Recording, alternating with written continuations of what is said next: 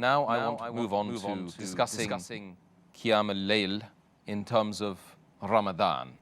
Could you give us some information about qiyaam-ul-layl in the month of Ramadan? All the advantages, all the blessings, all the excellence which are there, which I spoke in the earlier answer, for qiyaam-ul-layl generally, is multiplied in the time of Ramadan. Ramadan is the month of mercy, as we discussed earlier, and you get more sawab, you get multiple times more sawab, 10 times to 700 times. So all the excellence discussed in the normal time, in the month of Ramadan, it is multiplied.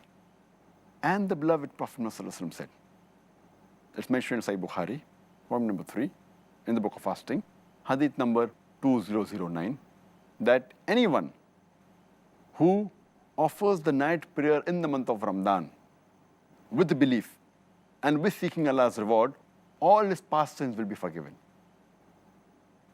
And it's mentioned in the Sahih hadith of Sayyid Hibban, hadith number 3438, that the person who comes to Muhammad and asks him that what if I say there is no God worthy of worship except Allah subhanahu wa ta'ala, who has got no partners, and Prophet Muhammad is the messenger of Allah subhanahu wa ta'ala, and if I offer 5 times obligatory salah prayers, and if I fast in the month of Ramadan, and if I pray in the night during Ramadan, if I offer the night prayer in Ramadan, qiyaam-ul-layl, and if I give zakat, then what is my position?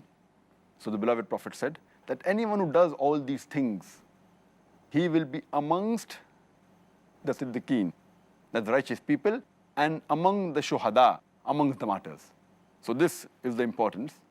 Everything is the same, but it's multiplied. Will be called amongst the righteous people and amongst those who are martyrs. And therefore, a person should see to it that he should offer the qiyaam-ul-layl in Ramadan. It's very important. He should not miss it. And furthermore, besides the spiritual benefits that are discussed in the previous answer, there are even physical benefits.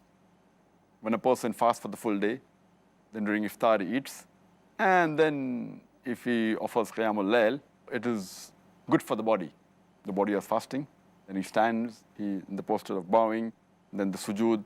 It's a good exercise, and besides getting spiritual benefits, it even gets physical benefits. So as far as possible, a person should see to it that he should not miss the qiyaam-ul-layl.